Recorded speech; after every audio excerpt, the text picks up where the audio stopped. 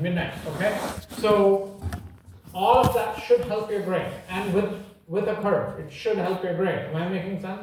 So keep that in mind, but but you have to be realistic when you do your grade calculation, right? The whole thing comes to like 19%, then I would drop, right? That is not, the curve is not going to be so much that, 19 would be a B. That's not gonna happen.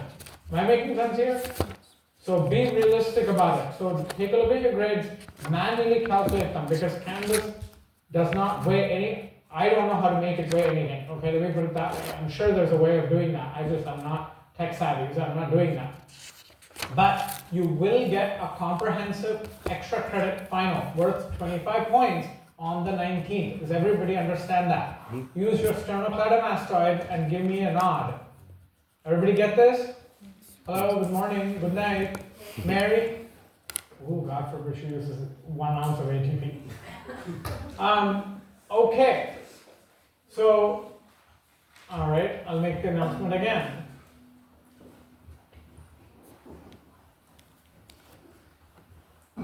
Okay, so the announcement is, today's exam was a big disaster, disaster. The average was a 51 or 52 or something. So there will be a curving of grades at the end of the term. Now, what is it exactly? I don't know. Okay.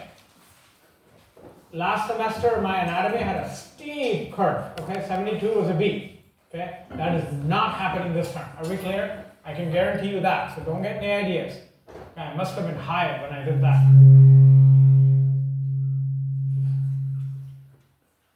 See, even the microphone doesn't like that idea. Okay. What just happened? Hello, good morning. Is it working? Okay. So, there will be a curve. There will be a curve. And you are getting an extra credit comprehensive final on the 19th. So when you come on the 19th, to take your exam and I will give you which room, I'll tell you which room you're coming to. I'll post this in announcements, of course. You're not coming here on the 19th. Are we clear? Good morning? Okay. Yes. May 19th, I think she reserved, yeah, so you're going into 3303, right? Just like how you're in 2202, you're going to 3303, okay? So come into building 3, okay? On May 19th, that's when this is, at 3 p.m., okay? 3 p.m., yes? Yes. So your exam should take 3 to 4:30, and then 4:30 to 5, you can take your extra credit final. Comprende? Yes. Okay, so that will be purely extra credit, and there will be obviously a curve. Okay, there has to be a curve, especially after today's exam. All right, and I mean, don't feel too bad because I think, don't feel too bad because I think that cardiovascular is just a hard topic. Okay, it is a hard topic. The lab exam, I've tried to do it based a lot off of Shiva's reviews, so it should be right off of those reviews. And because it has a lot of topics plugged into one exam, it cannot be nitpicky. Okay, so what should you be paying attention to? First of all, I've given you a PowerPoint of all the results of PhysioX. Under each of those, write down so I want you to write down 2 things. What is being tested? What is the question? And part 2, what do these results suggest? Okay, I need you to do that for all those PhysioX ones, right? And again, for Power Lab, I don't need you to memorize data. It's going to be all themes. Okay, I'm going to ask you theme-based questions. No memorization of any numbers. Okay, I'm not going to bother you with those. Okay, even the ECG intervals, I'm not bothering you with that. I told you I'll ask you that, not asking you that. Okay, so it should be very, very straightforward. So please do well on this. So this next lab exam, I've purposely written it so that you will get a much higher grade than you have. So it will help your overall grade. Your drop date is April 24th. The drop date is April 24th. So if you have a grade you do not like and you feel like there's no hope because of your work schedule or you're not getting the material, or I suck, or whatever the reason, right? Just drop, that's fine, but it's your responsibility. You can't just stop coming and then expect me to drop you. I can't do that, okay? So after census, the drop menu grays out for me. I can't touch it, okay? It's up to you to drop the class, unless you're showing egregious behavior. That's when I get the dean to drop you. Am I making sense? So that's exceptional. But yeah, the grades aren't, okay, I mean, I completely understand that this is a tough class. It's a lot of material. So I don't feel so bad curbing the grades, and I don't feel so bad giving you an extra credit final. Plus that extra credit final is comprehensive. So, you know, whatever extra credit you earn, you've earned it. I mean, and the extra credit final is not going to be nitpicky at all. It's going to walk you through themes, lots of the themes. So if you kind of get what's going on in this class, you should be able to answer those questions. And they'll all be multiple choice, and that'll also be on Canvas. And as soon as you finish your regular exam, you can take that exam, okay? And get whatever points you can off of that. Is this making sense? And drug discussion, your next drug discussion, purposely I didn't want to give you a drug discussion this time, because one, I forgot to remind you. That is really the reason I forgot to remind you.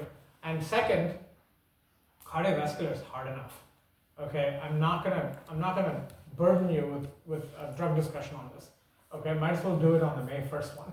Okay, so do it on the May 1st one, and another one is due May 19th. So make a note of it. May 19th, you have another drug discussion due. But those are good. Most people have been scoring 20s. Okay, so that's 80 points right there for you, right? So hopefully your grade will improve with all of that. Make sense? Yes? For the lab, do you have to do any calculations for the exam? For the lab, are we doing any calculations on the exam? No. So in other words, do you need a calculator? No. No. None of the questions you're going to be needing a calculator. Is that what you're asking? Yeah. So no.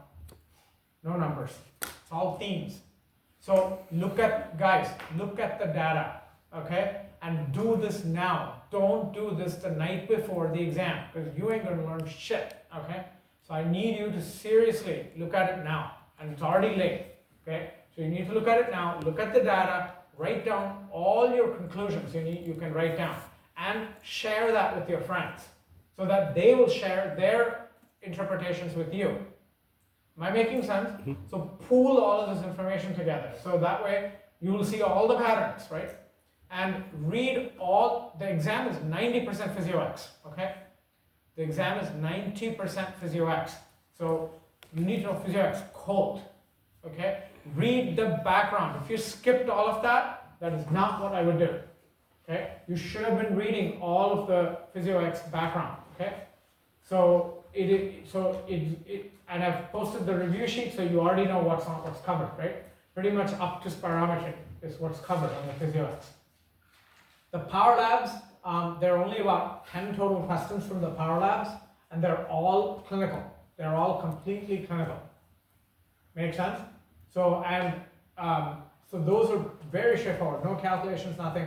If you paid attention to the explanation that Shiva's been giving you and I've been giving you in labs, in other words, every question has been discussed in class. So if you're paying attention and taking notes, there is no reason why you shouldn't do well on that. Okay? So anyway, but again, the bottom line is you have a few days, roughly 2 weeks, to think about what to do, whether to stay in the class or to drop. Just to give you some perspective, if you do drop and if you think it is because of me, don't take it again at Ohlone, because until I die, no one's going to teach physio here other than me. I'm being very honest with you, okay? This is my forte. I will not give up my physio class to anybody. This is my baby. I gave up other classes and they've all been ruined. So I will not let that happen to physio, okay? So I will be teaching it. I will be the only one teaching it, okay? So sign up for physio somewhere else, okay? I know the teacher at Mission, but I'm telling you, she's harder than me, okay? And if that's even possible, yes, it is possible, because Shiva took it with her. And major kick-ass class, okay? She teaches really well, but the class is really hard. At Mission College, okay? Her name is Julia something. Don't remember her last name, but that was one of the first community college classes he took, 7th grade or 8th grade or something like that. So, she kicked his ass royally. So that was a tough class for him. And I looked at her material. It was hard. It was not at all easy. So consider taking it somewhere else. I mean, I'm hearing Chabot is good. Where is he when you need him? So Chabot's apparently easy, quote unquote. So consider that, because it's going to be the same exact course again. So if you're having trouble handling this material, particularly if I'm the reason behind it, then taking me again is not going to help you. Make sense? So it's just honest advice. If it's other factors, then then that's different. Okay? Feel free to come back. You're always welcome back. Okay? That's obviously the case. And in the fall, the schedule is Monday and Wednesday we have lecture at 11 a.m. and then lab is on Fridays. Okay? So lab is either 9:20 to 12:30 on the morning or 1 o'clock to 4:30 in the afternoon. So one of those two sections. But the lectures are going to be Monday and Wednesday. So you have to come here Monday, Wednesday, Friday. And that's how it's going to be until I retire. So hopefully. Anyway, so very quick rehash. I know people walked in. I'm giving you 25 extra credit point final on the 19th along with your regular exam. That's announcement number 1. Announcement number 2, given the performance on cardiovascular, I have to curve your grades. There's no way out, or no one's going to pass. So the grades will be curved. I don't know by how much, so don't ask me that. That depends on how you do on the rest of the exams. Okay? If the averages are going to be high 90s from now till the end, then the curve's going to be minimal. Okay? So you will know by then, but 24th is the drop date. So you guys are going to have to decide. And don't bring that question to me. Don't ask me, should I drop, should I not drop? I have no idea. Because I can't predict how you're going to do on the next coming exams. Make sense? Either way, I'll be misrepresenting. So I don't want to do that. So don't ask me that question. You guys have to decide. Okay? Is there a chance I'll pass? I don't know. There's always a chance we'll pass. Okay? So, but that's your decision. Okay. All right, so I want to finish this tiny portion of digestive left. We're going to finish the large intestine. We're going to finish defecation reflex. And then we're going to go into some very important regulatory mechanisms as to how hunger is initiated and how the stomach works, what those reflexes look like. And with that, we'll wrap up the digestive system. And I am going to start the urinary system. Your urinary module is published. The urinary notes are uploaded just now. I just uploaded it just now. So the urinary notes are there for you. And unlike digestive, in the urinary, you need to know every word in there. You need to know, okay? Because it's 100% physiology. There is very little anatomy there, okay? So you do need to know that code. All right, so let's get cracking.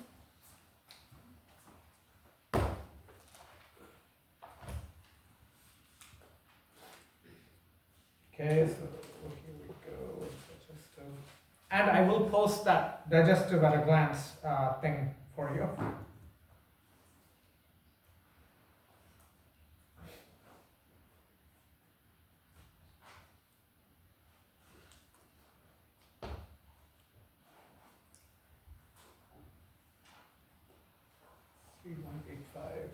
Three, 185.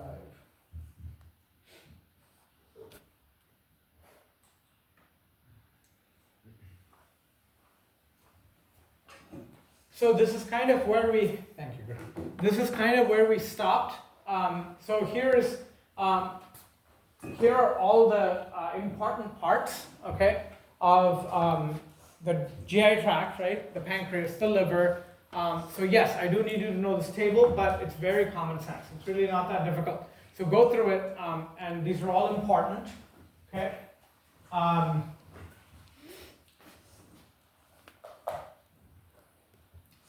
So we're moving on into the large intestine, but I want to quickly recap the overall theme here. So what has happened?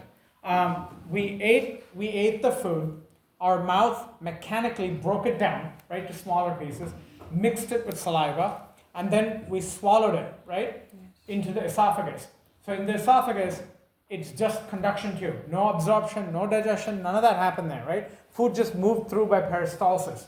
And peristalsis is rhythmic squeezing. You move through the esophagus, entered the stomach. And the stomach had gastric pits. The gastric pits secrete many different things, most important being acid and pepsinogen, okay?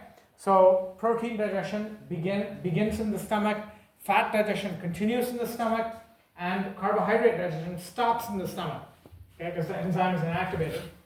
And then we talked about gastric emptying. Today we're going to look at the rates of gastric emptying and how those are regulated, really important. But gastric emptying happens, you go through the pyloric sphincter and you enter the duodenum. The duodenum leads to the jejunum, jejunum leads to the ileum. The whole thing is 20 feet long, right? And the mucosa is folded for surface area. You have microvilli, which are cilia that beat and move the food. And basically, your digestion becomes complete in the small intestine using pancreatic secretions. So pancreas secretes all the enzymes you need to digest your food. So all of that happens in the small intestine, and then you absorb everything into either blood or into the lymphatic vessels, correct? Fat gets absorbed into the lymphatic vessels, simple diffusion, breakdown of triglycerides, reassembly of triglycerides. You assemble it into a chylomicron. Chylomicrons get absorbed, they're large in size, they get absorbed into the lymphatic ducts, because lymphatic ducts are very wide open. They're like sinusoidal capillaries, right? They're huge. Things can get in easily, right? They want that, so you can test the body for infections, correct? So they're wide open. So these go right through there, and then they get dumped into the jugular slash thoracic duct, and everything goes right into the heart, the fat portion. Everything else is coupled to sodium secondary active transport, remember? And facilitated diffusion. So everything gets reabsorbed, or absorbed, I should say, into blood. This deoxygenated, nutrient-rich blood is taken through the hepatic portal vein into the liver. And the liver checks to make sure everything is okay, right? And then destroys whatever needs to be destroyed. And I also mentioned to you that the liver destroys or detoxifies. Liver has a lot of functions. Liver has storage functions, immune functions. It also has detox functions, right? And digestive functions. So you need to know all of that. So this is basically what we discussed in the digestive system up to this point. We're at the tail end. We're at literally the tail end. The large intestine, this is where absorption is complete. And primarily here, what you're absorbing is water. You're basically absorbing a lot of water here. Okay? The large intestine is also called the colon, C-O-L-O-N. So very interestingly, and I don't have the answer to this at all, but very interestingly, the entire GI tract can have cancers. You can have cancers, you can even have cancer of the lips, okay? Cancer of the lip, cancer of the mouth, right? And particularly with tobacco use. Cancer of the mouth, cancer of the esophagus, I told you with smoking and drinking, right? Cancer of the stomach, obviously very well known, but small intestine never becomes cancerous. No one knows how. It's absolutely a phenomenon. No one has any idea why. I mean, you can propose all kinds of reasons. The small intestine divides just as fast as the esophagus or the stomach. So it's not lack of mitosis. Plenty of mitosis. Okay? But cancer of the small intestine is impossible. You can take small intestine cells and you can expose it to literally the atomic bomb level radiation. The cells would rather die than become cancerous.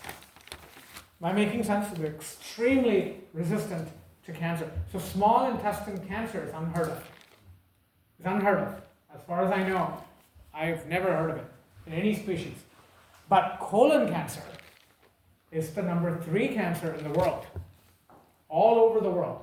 And there is no ethnicity specification here. Everybody gets colon cancer. Okay? So no ethnicity is protected. the main factors for colon cancer, just for your own education, is lack of fiber-rich food. It's lack of dietary fiber. Okay, it's the main reason why colon becomes cancerous, because all this junk gets accumulated, and the longer the junk stays in the colon, the more susceptible it becomes to becoming cancerous. Okay, and colon cancer, if detected early, is 100% curable, but if detected late, is almost fatal. Makes sense, because it spreads everywhere. So the colon is where all absorption is complete. You produce vitamin. I'm not going to be generic like that. I'm going to tell you exactly which vitamin. There's plenty of bacteria in the colon, right? So you've heard of E. coli? Yes. What do you think the word coli means? Colon. Colon. Escherichia coli, right? They live in the colon, right? So they produce vitamin K. And vitamin K is essential for clotting. Vitamin K is a fat-soluble vitamin, and it's essential for coagulation. So if you're not able to coagulate blood properly, and you're a much older person, immediately go get checked for colon cancer, because that's one of the symptoms of colon cancer is you're not able to produce enough vitamin K. Okay, and that usually is grade 3 or grade 4 colon cancer. That's already pretty advanced already. Okay, so very, very important, but that again typically happens in much older populations. Okay, the ileal orifice. Okay, so the main function of large intestine is to reabsorb water, to take the water back. But one of the results of taking water back is going to be formation of feces and expulsion of the feces. So you also store feces, right, in the colon. So again, you have the ileal orifice. Ileal orifice. Ileum is the last part of the small intestine. So you have the ileocecal valve that leads to the ascending colon, transverse colon, descending colon, and sigmoid colon. And cecum is pretty much the pouch. That's the junction. That's right at the junction of small intestine and the large intestine. And appendix is found as a tube as well. And I want to mention something about appendix. Anytime someone says something is a vestigial organ, vestigial means it has no use, okay? And we have it because of evolution, right? That is the most arrogant statement you can make, okay? And appendix is a great example of this. Up until even the late 2000s, teachers were teaching it this way, saying appendix has no use. Okay? Now they've figured out that appendix is where your immune cells get coached on how to recognize bacteria. So if children undergo appendectomy, right, they have major issues with their immune cells combating infection. Okay? So never think something is useless. That is the most arrogant thing you can think of. The best thing to say is, we don't know what it does. Correct? And keep the venues open, right? So appendix is actually very, very important. You culture bacteria in the appendix so that immune cells get trained. I don't really care about the histology. You don't need to know this. So you do not need to worry about the histology. Okay? It's the same layers as any other GI tract. Okay? And you're dealing with mucosa, submucosa, and so on. One thing I do want to mention is the muscularis layer in the large intestine is interesting, because in the muscularis layer you have longitudinal and you have internal circular smooth muscle, right? What is interesting is the longitudinal layer has repeated thickened areas, okay? And it looks like a ribbon, okay? It literally looks like a ribbon that's going through the colon, and it's called tinea coli. Tinea coli, okay? And the function of tinea coli is smooth muscle. So immediately you should think autonomic nervous system, right? This is what my comprehensive final is going to look like. What are some of these overarching themes, right? If I say smooth muscle, you should immediately know autonomic nervous system. If I say channel, you should immediately know facilitated diffusion, right? These are the kinds of questions I'm going to ask. I'm not going to nitpick on that exam, okay? I'm just trying to see, do you at least get the bottom line of the course, okay? So, in other words, studying for that comprehensive exam is futile, okay? No, there's no point at all. What are you going to study? The entire term? Makes no sense, okay? So just come in and take the exam and see how much you remember. But it would be these type of overarching themes, right? Sympathetic, parasympathetic, that kind of stuff, right?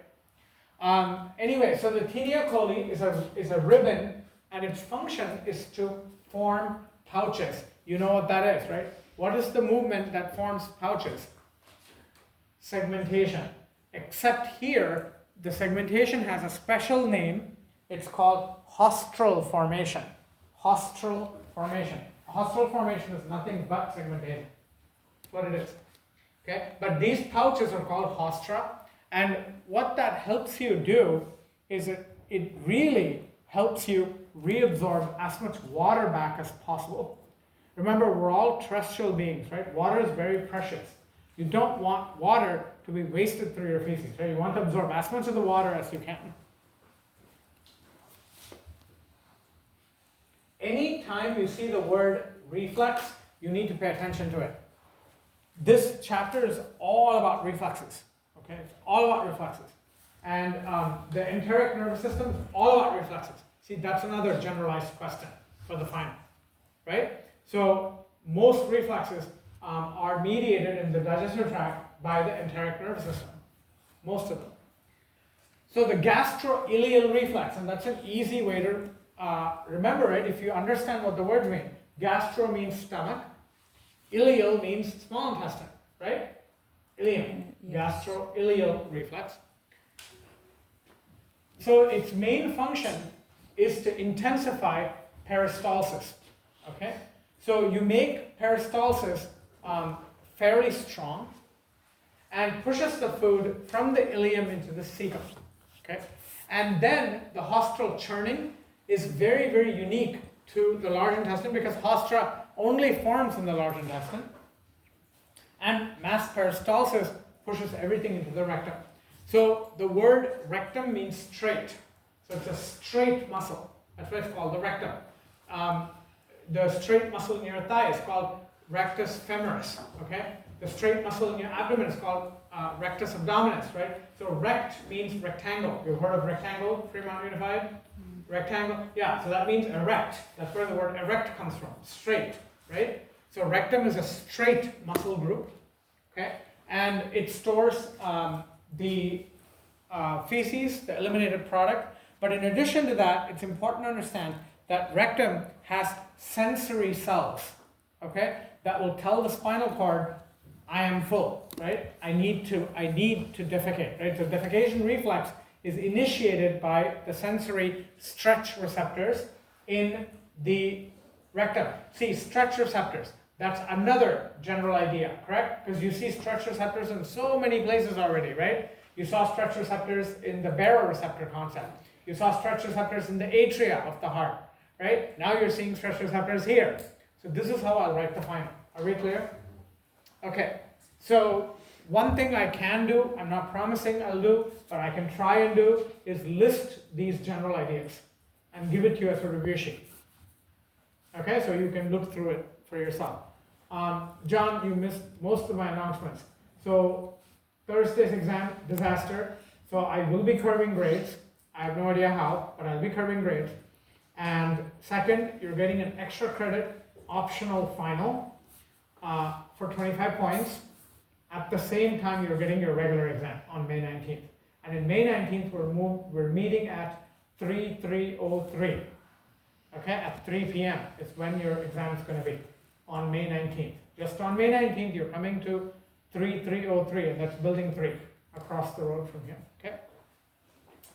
So the movement of the food into the cecum is mediated by the gastrocolic reflex. So I told you, it's reflexes all over the place, okay? So what is the gastrocolic reflex? If you, and this happens to all of us at some point, right? If you eat a lot of food, okay, many people feel like they need to go to the toilet, right? They need to poop. That's your gastrocolic reflex. That means your gastrocolic reflex is working really well. And that's a good thing. It's usually a sign of good health, okay?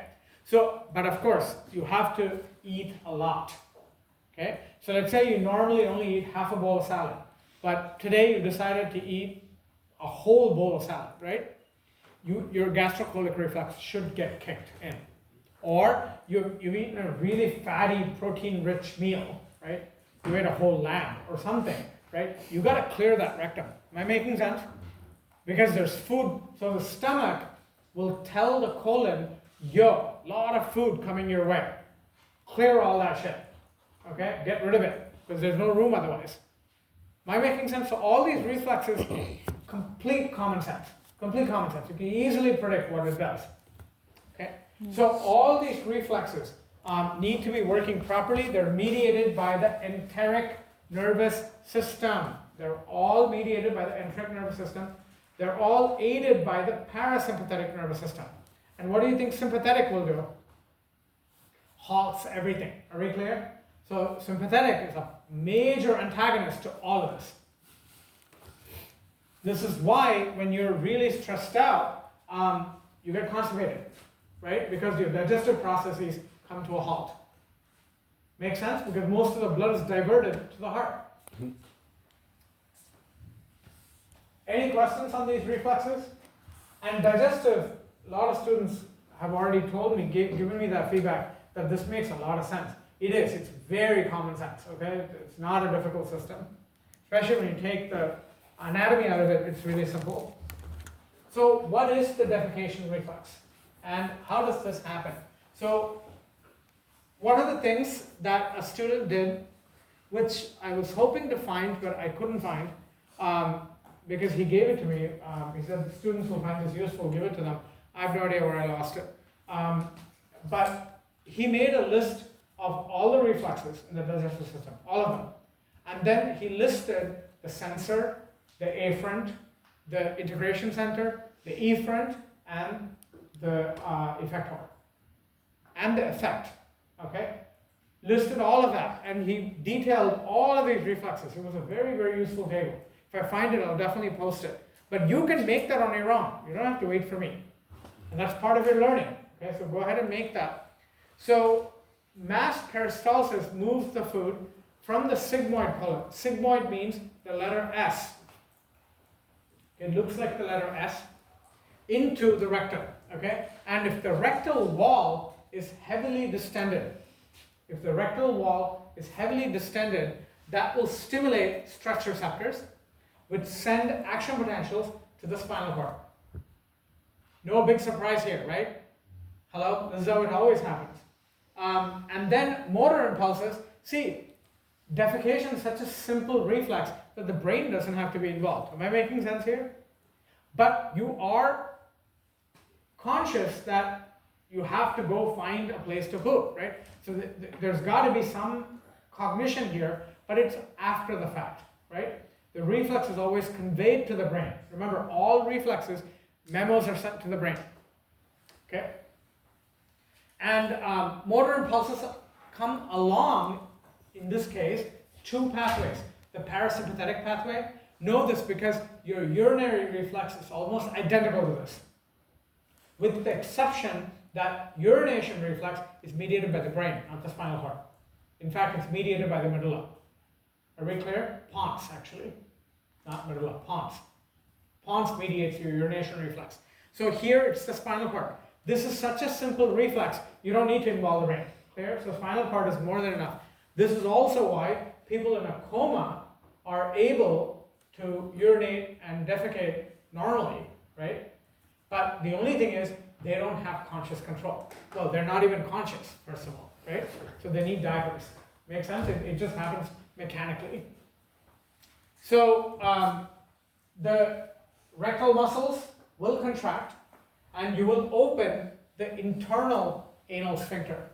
The internal anal sphincter opens, and then the external anal sphincter is skeletal. And so when a baby is born, he or she will have the external anal sphincter made of smooth muscle also. Okay? So the act of potty training is when this smooth muscle differentiates into skeletal muscle.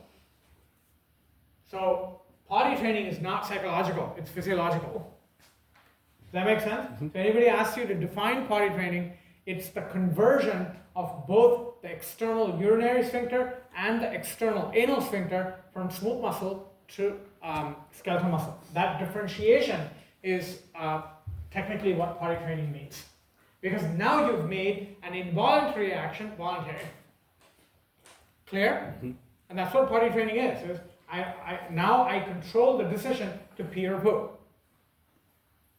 Make sense? Yes. Of course, beyond a certain extent, particularly urination, beyond a certain extent, you can keep choosing to hold it, right? But beyond a certain point, it becomes involuntary. Are we clear? So this is the picture. Okay, very straightforward picture, right? So you have the external anal sphincter, you have the internal anal sphincter, and again, the external anal sphincter is under voluntary control, right? And the external anal sphincter relaxes, whereas the internal anal sphincter contracts. But the consequence for both of them is it opens the anal canal. Are we clear? Bottom line. Okay? So you do need to know this.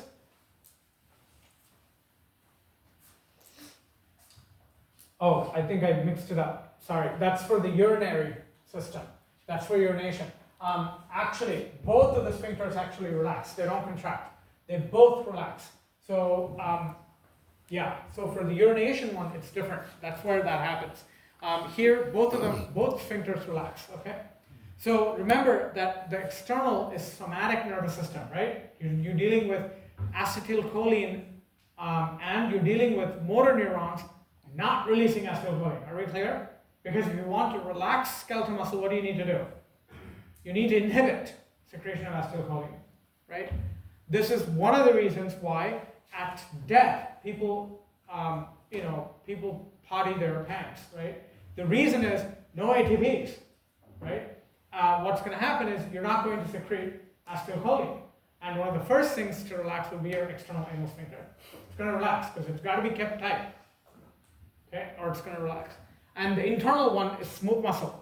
So external skeletal, internal smooth. I will ask this, okay? You need to know this. So the internal is innervated by the parasympathetic, and the external is innervated by the somatic. Completely different divisions. Is the defecation reflex clear? I'm definitely not moving into the kidneys today, okay? So when we're done with the phases of digestion, you're free to go home, okay? Because that one I'm going to be blah, blah, blah, blah, blah, blah, blah, blah, blah. Okay? So I don't think we'll have time to get to the kidneys. And I find this to be the most interesting part of digestion because we're talking about hunger and appetite and a lot of the psychology that's associated with eating. There are 3 phases to digestion, and this thing is so common sense. Okay? It is a lot of detail, but a lot of it is common sense. The first thing I want to start out with by saying sympathetic nervous system inhibits everything. Are we clear? Everything. All of this is stopped. This is why when you're stressed out, you no longer feel hungry. And a simple example, if you don't get enough sleep at night, yes, your appetite is screwed up the next day. Yes, it's because of that stress. Okay, epinephrine will basically inhibit all digestion.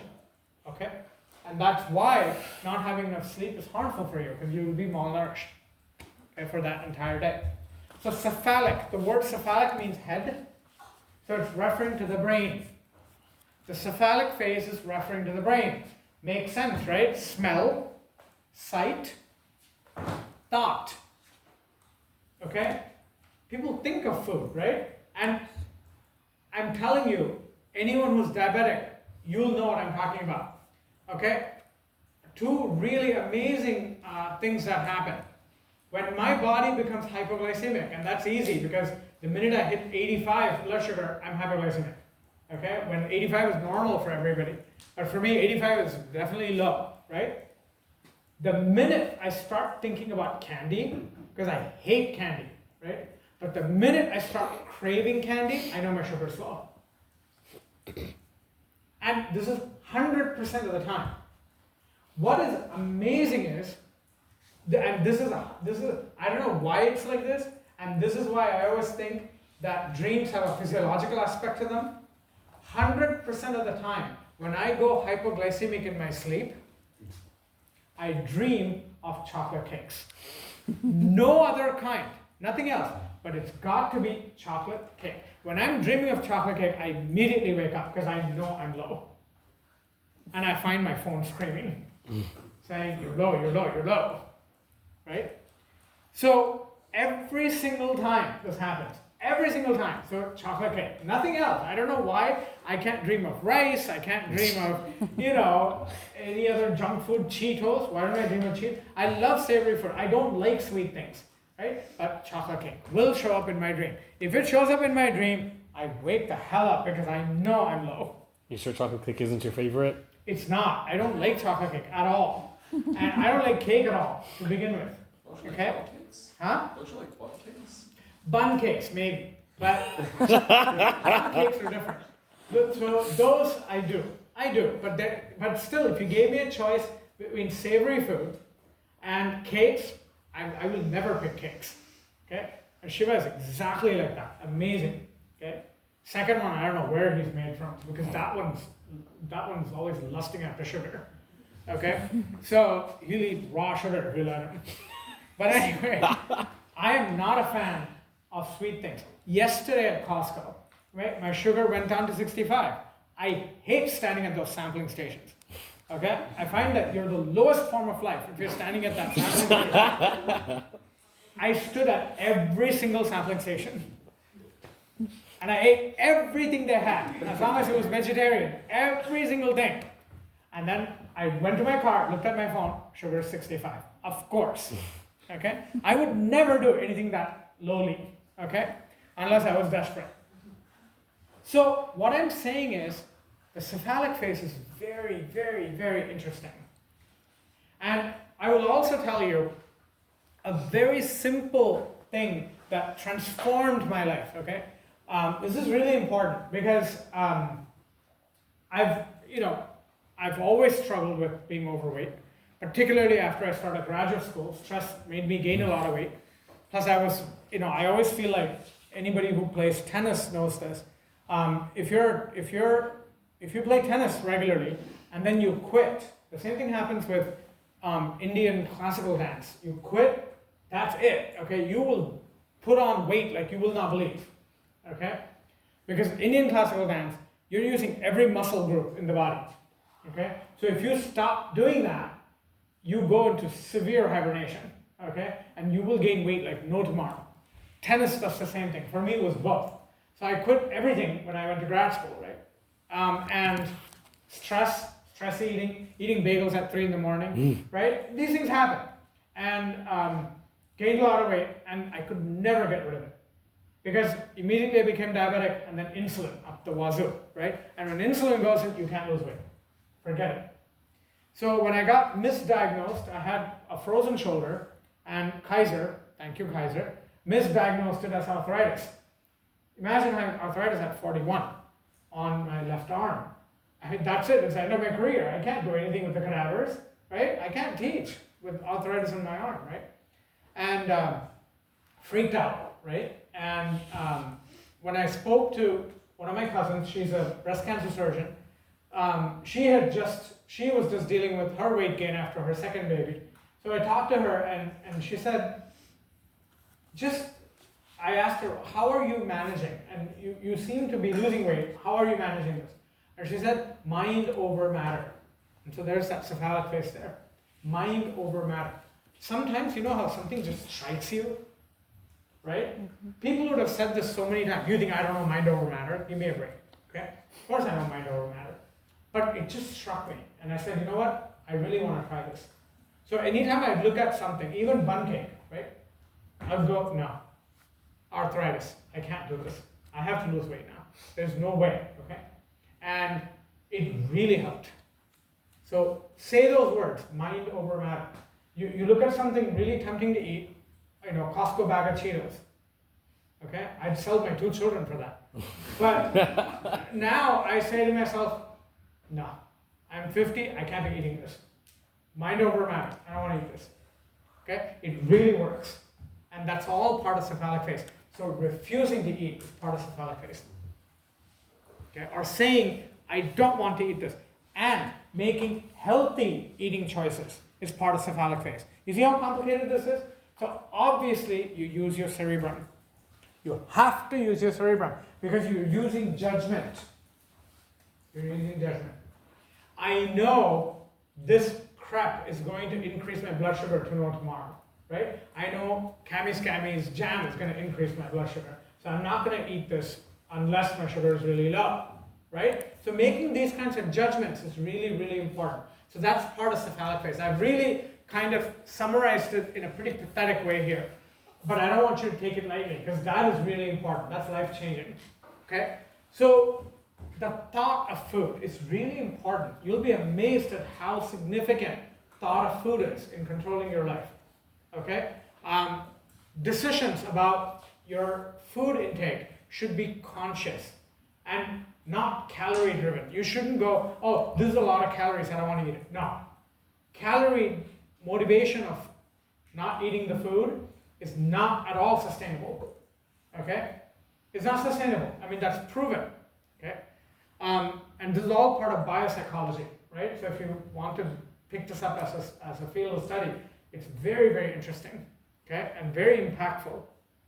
But making your food choices, and this should be ingrained into children's minds very, very early on, okay? My wife is almost military about food. Military. I mean, it doesn't matter how tempting or how tasty anything is. She has such good control. Okay? This is a woman who lost 15 pounds during her second pregnancy. Okay? I mean, I was convinced she lost the baby. Okay? And she didn't show till her 8th month. She still had her 5-pack. She didn't show at all. Okay? And, unless this pest was born, until it was born, I wasn't even positive she was pregnant. Okay? But clearly she was. But the control, the kind of mental control she had over food is amazing. And I think very inspirational for me personally. Because that's when this mind over matter and this kind of came together, and this disaster of arthritis, everything kind of came together, and I said, you know what, I have to lose weight or this isn't going to work. Also, the cephalic phase controls insulin release. Cephalic phase controls insulin release, big time, through the parasympathetic nervous system. Okay? So if you look at food, and this is why Italian bakers in New York City are all overweight. If you look at their food intake, it's pathetic. Okay? The amount of calories they actually eat, they're almost anorexic. Okay? When you look at their calories, it's amazing. And yet they're all the size of Mount Rushmore. Yes? Classic example of this. Because they're around processed flour and sugar and vanilla all freaking day. Yes? Mm-hmm. That stimulates their insulin all the time. When insulin is on all the time, what do? Insulin does lipogenesis, remember? Yeah. This is why they gain weight. And they all hate cakes. They all hate flour. They don't want to eat any of this nonsense. Okay? But they gain a lot of weight because they're surrounded by this stuff. And for a long time, they kept thinking the flour particles get in there and that's adding to their calories. No. That's not how it works. It's the cephalic phase that's at fault. Am I making sense? Because they're surrounded by carbohydrate-rich food all the time. So your body automatically makes a lot of insulin. Clear? So how should they correct it? Maybe wear a mask, right? Or maybe sometimes they suggest putting some Vicks Vapor Rub under their nose, something pungent, so that they won't smell all these good things. And all of that seems to be very effective at controlling the insulin. But it's a big problem. It's a public health hazard for them. Okay? June, and then Okay, you had my, sorry. go ahead. You had a question. Wouldn't the same also apply for cooks and chefs? So with cooks and chefs, it is somewhat different because they have more room and they're not surrounded by flour and vanilla and icing. Right? Most New York bakeries are really small. They're not very, they're not very spaced out, is what I'm saying. So concentration makes a difference. Right? So that's why they studied the New York, and plus Italians are susceptible to weight gain genetically, so they have that issue as well.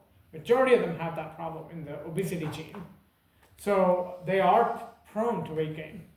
But the sad thing is, many of them eat less than 800 calories a day. And, they gain so much weight. So, but with chef, the research is not done as far as I know. So the answer to that is I don't know. But I would guess that in them, it would be a little less because of the variety of food and also being a little more spacious, right? It's not as congested as some of these New York bakeries are. So the body is storing fat, but it's not getting a lot of calories. Body's getting the signal 24/7 that something sweet's coming your way. Right. So insulin has nothing to work on because there's no glucose because you're not eating anything. Yes. So what is it going to do? Whatever residual glucose there is, it's going to convert everything to fat. Well, at some point the body runs out of glucose to convert into fat. By that time you're dead. Ah. So that You die will never first. happen. Yeah. So if glucose goes less than 40, you're gone. Right? So good question, but yeah, physiologically that doesn't make any sense. So it's very important what you surround yourself with. Right? If you're constantly thinking about candy, if you're constantly thinking about this type of stuff, and if you're surrounded by things like full calorie soda or or empty calorie foods, right? Then that's what's going to happen. Okay? It is mind over matter. Okay? So the brain can very easily help you lose weight. Make sense? But you have to really make up your mind and be strong about it. Very clear? Yes. And people are showing that a lot of prayer helps in losing weight because it really helps you consciously bring yourself into that mold, right? And if you just say, I'm doing this for religious reasons, right? It really helps. So, and if you look at a lot of cultures, and I promise I'll get back to the biology in a second, but in a lot of cultures, the way they eat, right, has been, these people may not have known the intricate molecular physiology that we know today, right? But that doesn't make them idiots, right? And I've always told you this, right? So, for example, one of the things that we do in Indian culture, in Hindu culture, is we have to eat based on the phases of the moon. Right? Now this sounds super superstitious, right? Come on, this can't be scientific at all, right? And that's what the British had us believe, right? You're all idiots, you're all savages. You're eating based on, how the moon waxes and wanes. But that's exactly the pattern how the pancreatic stem cells wax and wane. It's the pattern of the moon. Same exact curve. So when they studied pancreatic stem cells in the 1990s, and they came up with how the pancreatic stem cells generate and regenerate and die and generate and regenerate and die, it's a lunar pattern. And so when you eat along those lines, it's not been proven, I wouldn't be surprised that this is along those lines. Question? There's also, Buddhist monks can last a long time without eating food too. Oh yeah, that's another example, right? Exactly. And so what ends up happening, so I know of a Buddhist monk who didn't drink water at all, who didn't drink water for 25 years. And he lived to be 120, right? His argument was, my body produces water, and biochemically he's 100% right. Your body you burn fat, you produce so much water. When you burn fat, okay, the major side product is water. So this is why if you don't, I don't know how I don't know exactly how he did it. Of course, he also did other things. You cannot just look at just one little isolated thing saying, I'm not going to drink water for 20 years, but I'm going to eat, a whole bag of Cheetos. Then you're in trouble, right? He also fasted. He also had very disciplined habits. He woke up very early. He meditated, so his cortisol levels, everything, right? It's a whole thing, whole package there. And the same with Muslims practicing their Ramadan. People are looking into that research a lot. And there seems to be so much rejuvenation in the body when you eat with those patterns, right? And that also has to do with the sun and the moon, right? So a lot of planetary patterns are replicated in the body. Am I making sense? So fasting, different types of fasting, okay, seem to rejuvenate the pancreas and increase pancreatic health, okay? So the important point is all of that comes into your cephalic phase. So that really is what controls your eating. So if you decide that I'm going to eat this way, or I'm going to fast, or I'm going to eat less today, or I'm going to eat more today, okay, it's in your head. Okay? And slowly, it is also in your head when you feel full. Satiety is also controlled psychologically. That came as a big surprise because people thought satiety had to do with distension of the stomach, right? And it turns out it's not. It actually has to do with your conscious. People have shown active signaling from the cerebral cortex to the hypothalamus. Hypothalamus is your satiety center, okay, when you're eating your food. So, and they've also done lots of research where they provide rats with, the smell of cheese, but they don't give them the cheese, right? And they find that these rats overeat even the lettuce that's around there. So here's what they do, right? Horrible thing to do to them, but what they do is they let them smell the cheese, so it's cheese flavored, room deodorant, and they give them lettuce. And rats overate the lettuce 1.5 times more than they would normally. Am I making sense? So the smell can make you very hungry and lust after food. Am I making sense here? So mind is very, very important in your eating habits. Mind. And it's so surprisingly fast to control your mind. It took me 2 days to really start to seriously do intermittent fasting. 2 days. And if I can do it, anybody can do it. Because I have the worst eating habits you can ever imagine. Okay? And bottom line, all of these parts are involved. Activation of facial and glossopharyngeal. These two nerves have parasympathetic fibers with them. They have parasympathetic fibers embedded into them. And of course, the vagus nerve. Okay? Vagus nerve has to do with a lot of the gastric secretion, really. So the cephalic phase of digestion has to do with all of these aspects of cognition. Cognition, anything cognition, it's going to be cephalic phase. So on the exam, I'll ask you questions like that. I'll say, identify the face, right? And I will say, remembering grandma's vanilla cake, right? And then crying about it. Why? That can happen. I've cried about my grandma's food. It's yummy.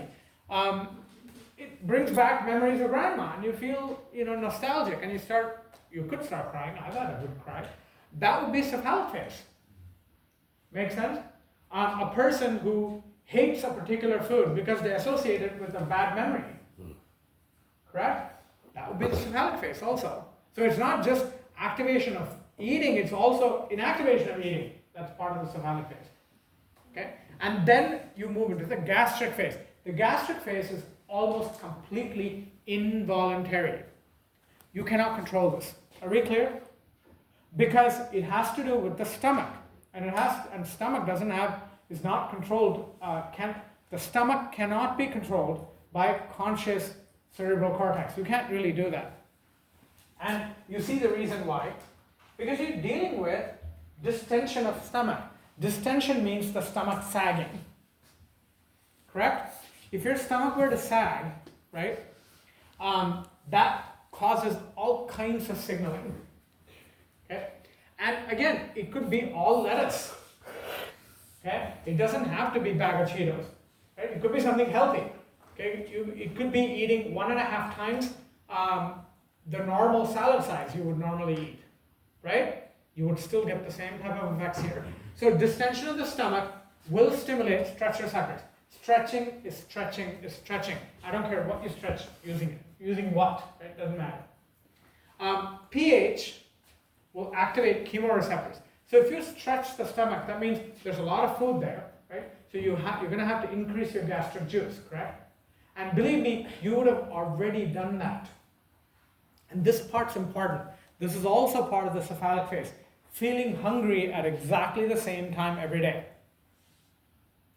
Yes? And by the same token, not feeling hungry at that time every day if you're intermittent fasting. Correct? Normally, I'd always have my 1 o'clock craze. 1 o'clock is when I feel hangry. Yes? Everybody's gone through hangry, right? That's Yes. right. So 1 o'clock is when that happens for me, right? Particularly if I've not had lunch, I get very upset at 1 o'clock. I want to eat something. And that's all part of cephalic phase. Eating calms me down. That's cephalic phase. Okay? So what happens is in the gastric phase of this thing, acid begins to get secreted at 1 o'clock, whether you eat or not. Insulin gets secreted, whether you eat or not. So there's a circadian rhythm aspect to this. In other words, if you have the luxury of eating at the same time every single day, yes? Everything gets secreted in anticipation. What kind of mechanism is this? Feed forward. This is an example of feed forward mechanism. Because the stimulus isn't even there and you're already secreting the acid, already secreting the insulin. Classic example of feed forward. Okay? It's ironic that it actually says feed forward, right? But the bottom line is, it's an example. So cephalic phase is definitely intertwined in here. But bottom line is once you get the food, and the pH of the food is, if the pH is low, and remember, pH being low means you're super acidic, right? So if you eat really acidic food, that's why this is not good for you, right? Very acidic food will make you gain a lot of weight, because acidic food causes the stomach to distend, okay? And you have chemoreceptors that can sense the acidity of the food. This is why when you eat salad, salad is very alkalinizing. Very alkalinizing, okay? It doesn't make your stomach as acidic as some of the other foods you eat, okay? And so those chemoreceptors will activate the submucosal plexus. Remember, those are nerves. Submucosal plexus will activate the parasympathetic and the enteric neurons, which will stimulate peristalsis. Peristalsis will increase gastric juice release from the stomach further. And remember what parasympathetic does. Parasympathetic is rest and digest, yes? And then you got churning followed by gastric emptying. You have less distension and secretions go down. I want you to recall that in the stomach, food is initially very solid, right? Soon you pulverize the food by churning, correct? And then you mix it with acid. And the more and more and more liquid it becomes, the less and less the walls are stretched. The less and less the walls are stretched, the more and more peristalsis begins into the colon, small intestine. Am I making sense? I told you about this, right? So when does the pyloric sphincter open? When the food is no longer super solid. Okay, it's already liquid, you're ready to go into the intestine. Okay, so that's what happens. So very, very important pathway. Gastrin is a hormone. Gastrin is a hormone secreted by the stomach that acts back on the stomach. Gastrin also acts on the intestine as part of the gastrocolic reflex. So gastrin can make you defecate also, but it's a very minor effect. So people don't usually mention it. But gastrin is secreted by G cells, no big surprise, stimulated by the presence of food. Okay? I had a brilliant student ask me, he thought he was being super funny, and I guess it's funny, I don't know, I'll tell you, you decide. G cells is not what we think of as the G spot, because that's not what that is. It took me half an hour to understand, because I was in the middle of lecture, right? And he asked this question, and everyone's laughing, and I didn't get it. like, what are you talking about? Those are G cells. G cells. I kept saying that. And then after a while I got it. They're like, oh yeah, I had to turn on the dirty part of my mind. So anyway, so the G cells, okay, these are physical cells in the stomach that secrete gastrin. And stimulated by the presence of food, caffeine. Caffeine. This is why coffee makes you, so coffee has a dual effect here. Coffee can make you feel full, right? If you have coffee, for me, that's what happens. Whenever I drink coffee, I don't feel like eating. Or I could skip a meal so that's the cyclic AMP effects of coffee. Coffee makes cyclic AMP last longer. But coffee can also, particularly acidic coffee, when you drink black coffee, this can cause your stomach to artificially distend, okay, through cyclic AMP effects. It can make the stomach, so when the stomach is distended, you kind of get the idea that it's full, right? Which makes you not want to eat. Am I making sense? So one possible explanation to how caffeine inhibits your wantingness to eat. But what can happen is caffeine can also, through the same effect, accelerate food movement. This is also why caffeine makes you want to defecate.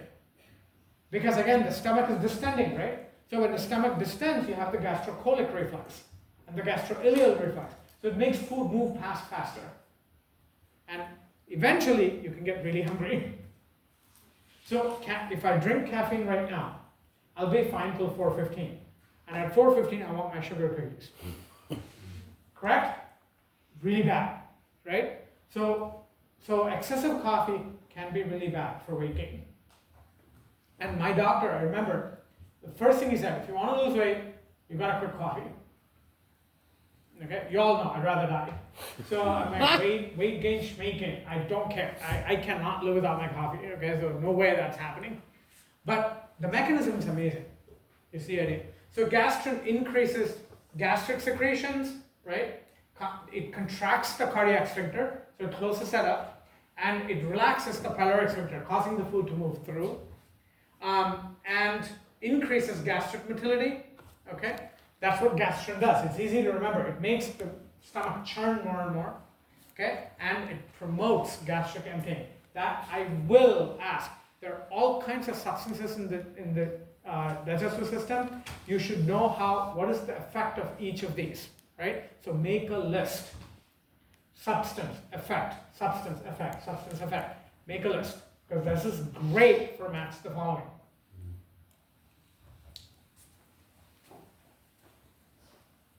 Also, physiologically, when you think about it, gastrin should make the food go through faster, right? Because you're churning the food, right? What's the next step to churning the food? Digesting the food, right? For that, you need to get into the duodenum. So the last phase is the intestinal phase, okay? Oh, before we go into this, I do want to mention there is a reflex. I don't know if I have that listed, but I want you to know it. So note it down in your notes. It's called the vagovagal reflex. Vagal reflex. What's funny? You're not laughing at me, are you? Big. So now we're all I guess that's reasonable. I would have preferred if you were laughing at me. But minimus. Here we go. So what is happening in the vagovagal reflex? Vagal reflex means the vagus nerve is involved, right? The vagus nerve has sensory fibers and motor fibers. Pay attention. Vagus nerve has both sensory fibers. What does sensory mean? Don't give me a heart attack here. Sensory means going to the brain, correct? Yeah. And what does motor mean? Come down from the brain, right? Mm-hmm. So you have fibers going to the medulla and fibers coming from the medulla. Vagus is thick. It's a big ass nerve in the middle of the body, right? Yes? Mm-hmm. So vagovagal reflex, what this is the vagus nerve senses the fullness of the stomach. Yes? Mm-hmm. And it will stimulate more and more gastric secretions and gastric emptying. Are we clear? Mm-hmm. depending on how much food you have in the stomach. Are we clear about this? So if you have really light food, so what do I mean by light food? If you eat salads and lots of vegetables and lots of fiber and lots of light food, correct? What's going to happen? The vagus nerve will tell the medulla, there's not much here, so you don't have to secrete a lot of acid, correct? So if you eat really heavy food, in other words, if you eat barbecue, right, morning, afternoon, and night, like they do in some parts of Texas, what is that going to do? The vagus nerve is going to keep on telling the motor portion, secrete a lot of acid. You need a lot of acid. We need to digest all this meat. Mm-hmm. Am I making sense? Yes.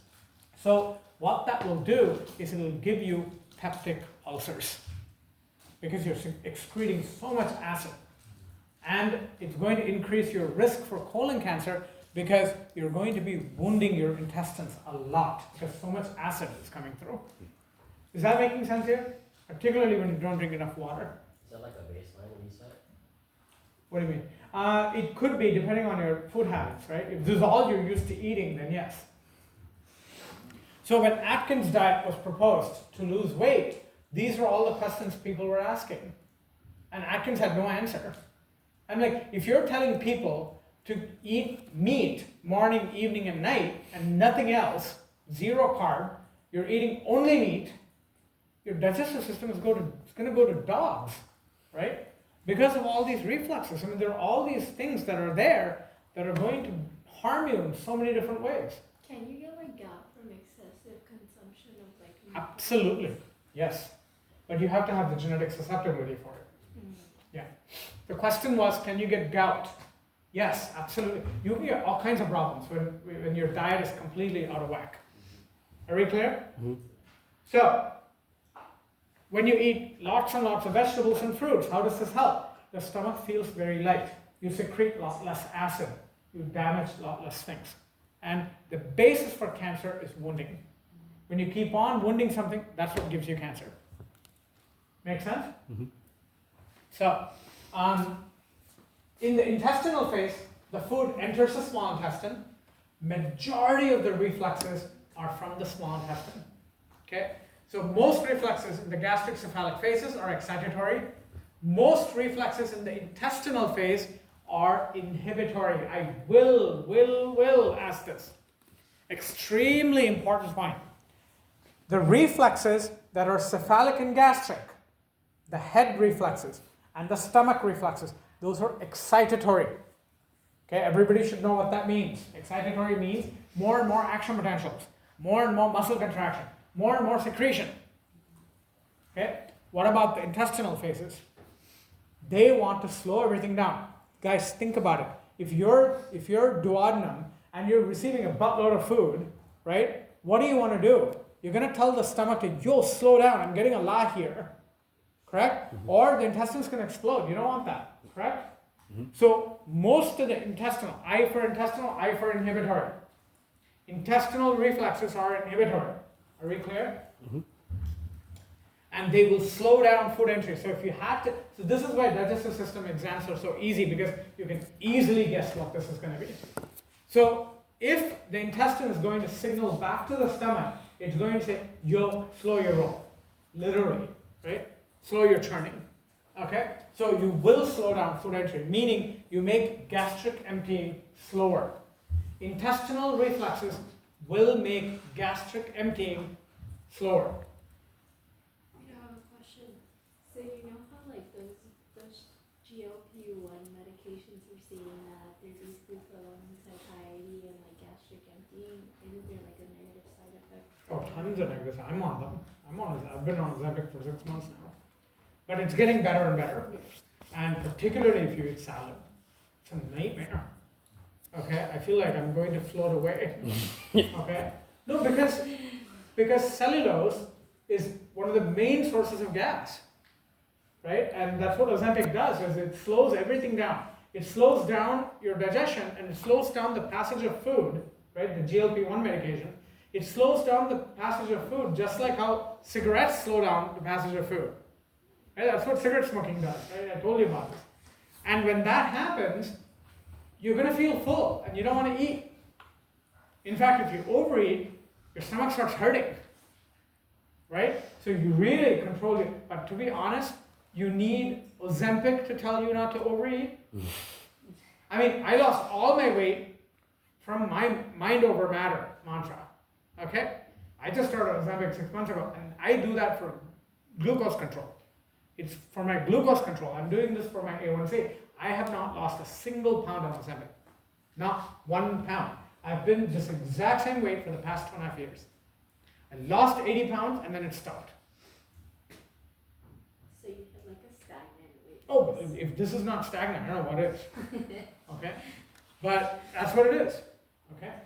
But yes, so GLP medications, that's what they do. And this is why GLP medications make you want to throw up. My first week, my first day, second day actually, after I got my Ozempic injection, I threw up 20 times at night. I just felt like my colon's going to come out of my mouth. I was like, well, I don't even know why I'm living. Okay, that was not fun. And that was one of the things in that big pamphlet they give you, Ozempic makes you feel suicidal. And believe me, it did. I almost felt like I was back in grad school. Okay, so you get all these effects. But I immediately thought to myself, I got to say this to my class that I like, because it's the stomach affecting your brain. Right? There's that gut-brain connection right there, right? But of course, with that medication, as time goes on, you get used to it, right? It's not so bad. So, enterogastric reflex. So remember, gastric is the second word. So your stomach is the effector. Am I making sense? Mm-hmm. So gastrocolic means your colon is getting affected by the gastric, right? Gastrocolic. So what is enterogastric? Entero means intestine, gastric means stomach, right? So the intestine affecting the stomach here. Am I making sense here? So this is initiated by the chyme. You got stretch receptors in your duodenum, and the duodenal wall will send action potentials not to the stomach, but to the medulla oblongata. Okay, to the middle of the brain, which will inhibit the parasympathetic nervous system. Okay? And then it'll stimulate the sympathetic nervous system. What does that do? It's going to inhibit everything, correct? What does sympathetic do? It inhibits everything, correct? Mm-hmm. That's exactly what you do. So remember what I told you, intestinal reflexes are inhibitory? Yes. No surprise that sympathetic is involved. This is also why GLP medications increase your heart rate. Look at the side effects. One of the side effects of GLP-1 medications is to increase heart rate. Okay? Why does it do that? Because when you slow down, food stays in the intestine longer, correct? Mm-hmm. If food stays in the intestine longer, then you're going to activate these stretch receptors in the intestine. You're going to increase sympathetic. What does sympathetic do to the heart? You just took the exam today. Increases the heart rate. No big surprise. Everybody acts surprised when we say heart rate goes up in response to Ozempic. Of course it's going to go up. Because of these effects. Right? Lot easier to say, I am not eating that bun cake because that's not good for me. And it's screaming arthritis at me. I had somebody's hand go up somewhere. Was it you, Cami? No? Somebody's hand go up? No? I'm imagining things now? Great. So, increased contraction of the pyloric sphincter, gastric emptying is slowed down. Gastric emptying is slowed down.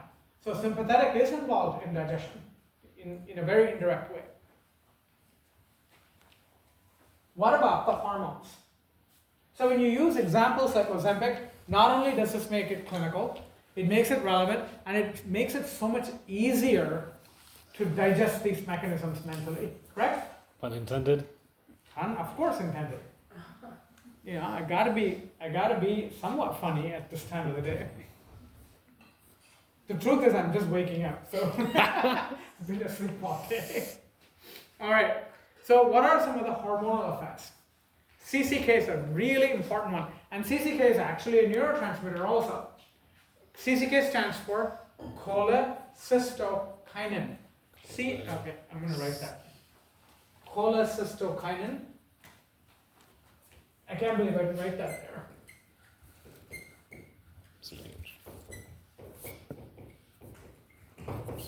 cholecystokinin. So, when you have a lot of amino acids, triglycerides, in general chyme, that's going into the duodenum, it'll stimulate CCK release.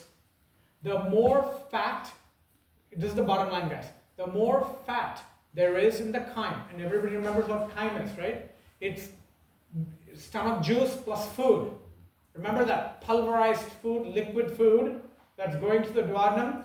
The more fat that food has, the more the duodenal walls will stretch, correct? The more the duodenal walls will stretch, the more cholecystokinin is secreted. So what does cholecystokinin do? It stimulates your pancreas. It should, right? Rich food coming. Do you want all your enzymes to work?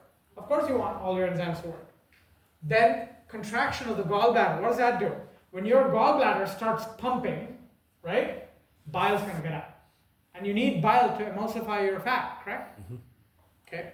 And then it relaxes the hepatopancreatic sphincter, which again releases bile very easily. But most importantly, cholecystokinin will slow your stomach down. It'll slow it down. So tell me, is it an agonist or an antagonist or a synergist to gastrin?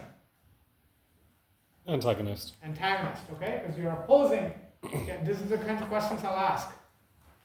So that's what happens here. And it produces a feeling of fullness. This is why fatty foods fill us up. And when you eat really fat-rich food, okay, and I still remember when James Watson, I'm sure you heard of Watson and Crick, right? The DNA. Okay. I'm from the dinosaurs generation, so no one knows. Watson and Crick discovered DNA, okay? So Jim Watson came to Berkeley to give a talk, right? Crick died a long time ago. So Watson came, right? He was like 1,000 years old. He came to Berkeley, huge auditorium, right? Auditorium was full. He came and he gave the lousiest talk I've ever seen. I mean, women chased him out, with their chanclas. Okay, because he was so offensive, and he basically was talking about why women want to be fat. Okay, it was complete garbage. Okay, there was no science to it at all, and I'm going to prove him wrong based on some very basic physiological mechanisms, and he was spewing some really stereotypical garbage. Okay, complete garbage. Okay, what he said was all garbage. There was no science to it at all, and he thought he was being really cool. Okay. Somebody must have asked me what CCK was, because I wrote it in red. Anyway, so I do have a point. My point is, CCK slows down your gastric emptying, right? So when is CCK released? When your food is fat-rich, correct? So when you eat fatty food, your stomach slows down. When your stomach slows down, it releases serotonin.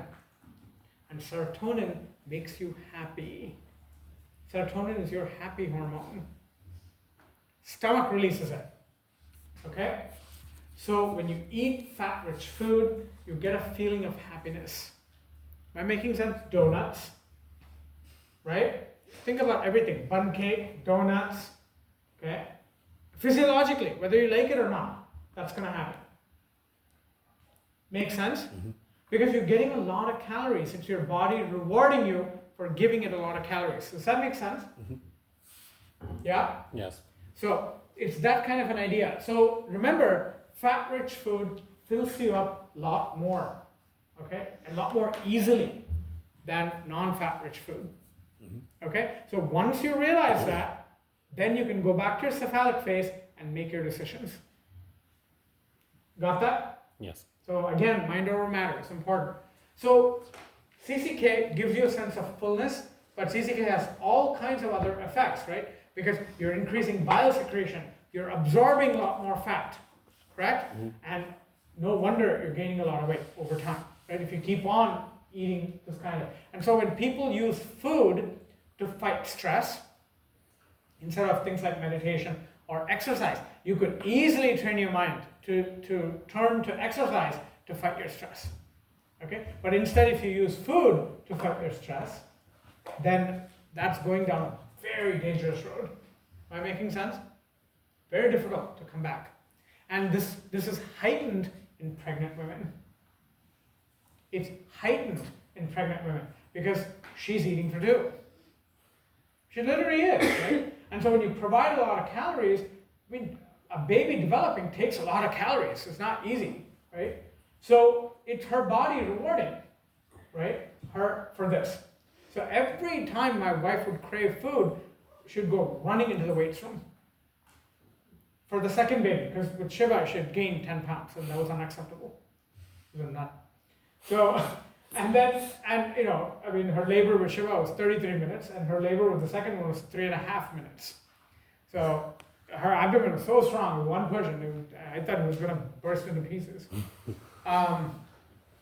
But women can, you know, it depends, mind over matter, right?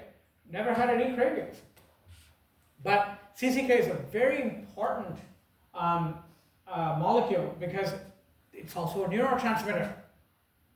Think about that. CCK is a neurotransmitter and it acts in the central nervous system. Okay? Guess what it could do? Satiety. Feeling of fullness. If your stomach is full, if your intestine is full of fatty food, should you be eating? Hello? So it's telling your brain, get this fool to stop eating because I'm full here. Right? You need space to clear this out first, correct? So it's your body's way of saying, intestine's full, shut it. Okay? So don't eat anymore. Secretin is another hormone. These are all hormones. Secretin is another hormone. It causes secretion. Secretin just looks like secretion, so be careful when you read it. So secretin is like hemostasis and homeostasis, right? So secretin, when acidic chyme stimulates your S cells, so you've got G cells, you've got S cells, all these alphabets, right? Of intestinal glands, it stimulates bicarbonate secretion from the pancreas, okay? Secretin inhibits the gastric juice. Secretin synergizes with CCK. Of course it does. It's part of the intestinal phase. It's going to synergize, right? They're all going to be inhibitory. As far as I know, secretin is not a neurotransmitter. Okay, it could be, but as far as I know, it's not. Okay, it is truly a hormone. You need to know this table cold. Okay, anything with hormones. Okay, spoken like a true endocrinologist. Anything with hormones, you need to know. That's going to be my favorite. Okay, there's a reason I slaved for 8 years in this field. Okay, I suffered, you suffer. Okay, so you need to know this. In general, okay, here's a very, very good suggestion for those of you going into nursing school, or even otherwise. If you're going to be referring to something for anatomy and physiology, invest in Tortora's book. Anatomy and Physiology, invest in his book. You can get his older editions for $1 from Amazon. Okay? The most amazing A&P book ever written. Okay? It is a joy to read it. Maybe it's my CCK affecting my brain right now. But I truly enjoy reading Tortora. I truly enjoy it. The reason I didn't have that book for you, because it was really, really expensive. Okay? Or I would have prescribed that book for your class. Okay? But you can order it on Amazon. Go to like the 10th edition. It's on the 16th edition right now. Buy the 10th edition, 11th edition. Nothing much with humans has changed. Okay? It's the same content. It's an amazing book. They have such good figures. They have excellent tables. Okay? I tell you, for a nurse, that is the best book to have on their table for reference, for A&P reference. Okay? The illustrations are amazing, the diagrams, and the tables, and just about everything. And even the text that's written there, really, really good. So get an older edition of it, okay? And keep it, okay? It's totally worth it. It's like the user manual to your body, okay? And the thing I like about them the most is every other paragraph, it's something clinical there. They relate to all these concepts clinically. I personally believe that you can teach yourself anatomy and physiology on your own using that book alone. Okay, so totally worth it. Definitely get that. No, I don't work for them. And no, I don't get a commission off of this. Otherwise, I wouldn't be asking you to get an older edition for $1. No. Okay, so, and with that, we done. Digestive is over, right on time. We will be doing kidneys. If you want to make your kidneys is as hard as cardiovascular. If you want to do yourselves a favor and you want to improve your grade on the next exam, what would you do? Please watch the kidney videos. Please read, in fact, recopy my notes. It'll only take you 10 minutes to do. You will learn this so well. Recopy the notes. Yeah? And then you have a lab exam that's coming up. Yes? Okay, so I will see you all, whatever, probably tonight, tomorrow night, office hours, right? In person on Tuesday, okay? Okay. Have a good weekend, folks. Too. That was fun. You stayed up the whole time. I gotta be here.